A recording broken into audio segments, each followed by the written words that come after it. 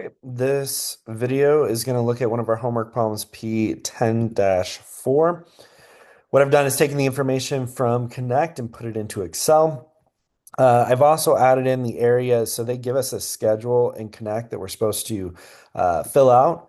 And so I've grayed out the areas that they specifically want us to fill out. And so we'll solve for those. I've also added in a couple of gray areas here because we're going to need to do a couple side calculations in order to facilitate our numbers that we're going to use in some of these areas that we're asked to fill in. So just as a reminder, I put in a couple gray areas there for us to follow for our calculations, but they don't actually have these grayed out in Connect.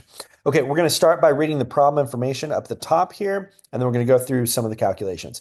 So it says the static budget variance, just reading here at the top, at a large meat packing plant revealed a variance in operating income. Management wants to do more analysis to understand the cause of this difference. Assume that you are the cost accountant for the organization and you have collected the following data. So they give us information for our standard amounts and costs, and then our actual amounts and costs. And then they ask you, like I said in the beginning, to fill out this schedule. And what this schedule is our flexible budget variance analysis. And so when we do our flex budget variance, what we have is three columns to start with: an actual results, a flexible budget, and a static budget. And what we're doing is changing one of those variables each time we do a different column, and then comparing the difference to find out what that change in variable actually resulted in terms of difference, to help us better understand why there is a difference. And so, for instance, the actual results is going to be calculated by taking our actual quantity times our actual price. Our flex budget is going to be calculated as taking our actual quantity times our standard price.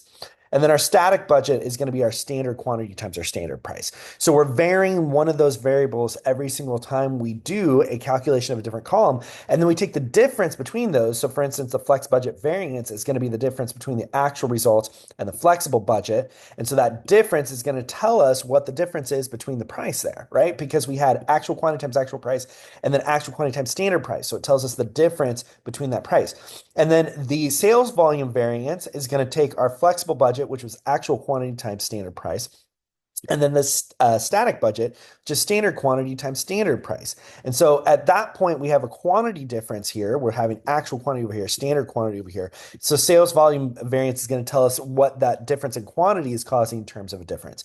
And so this is the point of the flexible budget variance analysis, is to help us better understand why this overall variance is happening. Okay, so with that in mind, we're going to start doing some of these calculations. First thing we're going to do is solve for the actual column, then I'm going to go to the flexible budget column, then I'm going to go to the static budget column, and then I'm going to take the differences between them. Okay, so let's start out with actual results here. So I'm just going to go over here and start linking these over to the actual results here. So units sold, we have actual results listed right over here. Revenue is going to be our actual quantity here times our actual price here. Then we'll go to direct materials. Direct materials, we have actual quantity times our actual price here. Direct labor, we have our actual quantity times our actual price here. Variable manufacturing overhead, we have our actual rate here, and this is based on tons. So I'm going to multiply this times the actual quantity here. Got to sum up the total variable cost is the next thing they want us to do. So I'm going to sum these up. And then it asks us to calculate contribution margin. If you remember from a prior chapter, contribution margin is calculated as revenue minus our variable costs here. This is our contribution margin. Then we'll link to fixed costs, which is going to be actual when we're doing the actual column here. So total those up, which is just the same amount.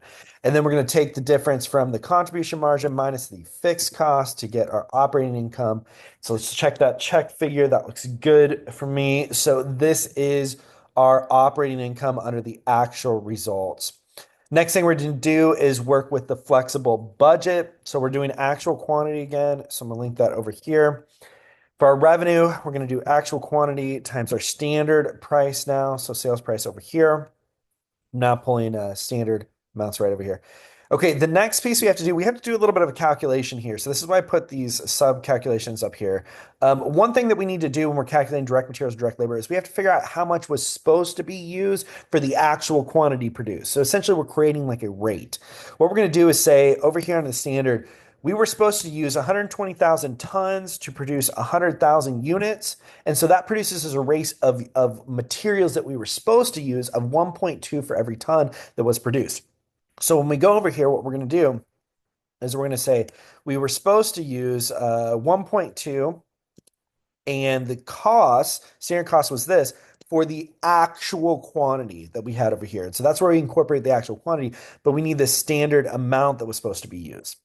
Okay, so the next piece we're going to do is direct labor. We're going to do the same sort of thing. We were supposed to use 20,000 to produce these tons here. And so what we're going to do is take this rate. We have zero point 0.2 times our standard rate here of this 12.5 for the actual quantity that we were supposed to produce here. So that gives us 2 of 55 here. That looks good. The next piece that we're going to do is the variable manufacturing overhead. This is just a standard rate of $1 per ton. So we just multiply that by how many tons we actually produced here. Now we're going to sum these up for our variable manufacturing overhead. We're going to take the contribution margin, the revenue minus the variable costs, and then the fixed costs. We're going to go over here to our budgeted amount now, and then set that equal here. And we do operating income, which is going to be contribution margin minus our fixed cost total here. It's 36,338. Let's check figure. That looks good. Okay, so now we've got the flexible budget calculated. So now I'm going to go over to static budget. Static budget's just going to be the standard side. So we're going to take standard quantity times standard price. So we'll go over here for units sold here. Revenue, standard quantity times standard price here. Direct materials, standard quantity times standard price here. Direct labor, standard quantity times standard price here. Variable manufacturing overhead, standard price times standard quantity here. Sum these up. That gives us total variable cost, contribution margin, revenue minus our variable costs here. Fixed cost is going to be the budgeted amount, the total, and then we're going to take contribution margin minus our fixed cost to get us our operating income, 35,625. Let's do a check figure here. That looks good too. All right, now we've gotten our 3 columns that we need to create. So the next thing we're going to do is we're going to take the difference between each of the 2 columns that are surrounding this middle figure here. So I'm going to put this in absolutes, and we're going to decide whether it's favorable or unfavorable based on what it does to operating income. If it makes operating income go up, we'll consider it favorable. If it makes operating income go down, we'll consider it to be unfavorable. So that's the way in which we're going to label this. So I'm going to take this minus this right here. Okay, and then I put it in absolutes just to get the absolute value in each one of these calculations so we don't have to worry about what we're subtracting from what here. Okay, and so this gives us our amount here for the flex budget variance. Okay, now we're going to go line by line and consider what's happening to operating income. So this first one's going to be NA because they're the same. But with revenue, revenue is higher under actual than it is under flex, so that's going to be considered favorable. Next, because revenue being higher under actual makes operating income go up. Okay, next. Direct materials. Direct materials costs are higher under actual than they are under flex. And so we're going to consider that to be unfavorable. And the idea is that the closer we are to actual, that's the consideration for operating income here. So actual is higher cost than what our flex budget was, which means our operating income in actual terms has gone down. So we consider that to be unfavorable.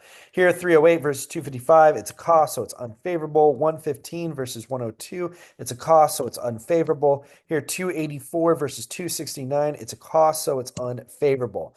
And so this is telling us what's happening in terms of operating income the closer we are to our actual results. Now we go to contribution margin, which is sort of like a subtotal for income here. It's our revenues minus our variable costs. So now we consider this closer to the way we did revenue. Here, our contribution margin, or our subtotal of income, if you will, is higher. We've got 36.7 versus 36.3. It's higher under actual than it is under our budgeted, or closer to budget, or flexible budget, which means this is going to be considered favorable here. Go over to fixed costs. Fixed costs are higher under actual than they are under flex. So that is unfavorable. And now we go to operating income, which is our next subtotal of income, if you will. And so 36.6 versus 36.3. So this is going to be considered favorable because actual is higher than what the flex budget is. Let's check figure on each of these. These all look good. Okay, we are good. We're ready to go. Let's go for the sales volume variance. We're going to do absolute difference here. We'll take this minus this, and I'm just taking the columns that surround this difference here. Okay, and then I'm going to go ahead and drag this down. Okay, now we've got to label these. Okay, for flex budget is closer to actual than the static budget is. That's how you sort of consider it. So you're always considering what's going on with actual. And since flex budget on the continuum is closer to the actual side than static budget is, then we're concerned about what the operating income is doing under the flex budget side. And that's how we're going to label it as favorable or unfavorable. Okay, so we sold more under flex budget than we did under static budget. So that's going to be favorable. Here, 306 versus 300. So our revenue is higher under our closer to actual than it is under budget. And so that's going to be considered favorable. Okay, now under cost, we're looking at cost here. Okay, so for our cost, we have 269 versus 264. So that's unfavorable. Cost 255 versus 250. So that's unfavorable because when costs go up, operating income goes down. And we're concerned about what's happening on the closer to actual side. Okay, so here we have a variable manufacturing cost of 102 versus 100. That's unfavorable.